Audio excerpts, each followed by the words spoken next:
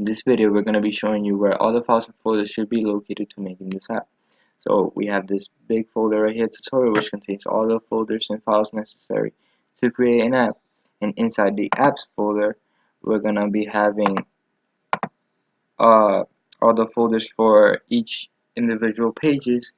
But since this tutorial only has one page, which is the one that we're going to be creating with the home folder, and inside that home folder, we're going to be having all of these little files, HTML, JavaScript, and Angular, also CSS, to making the page that we have on the tutorial.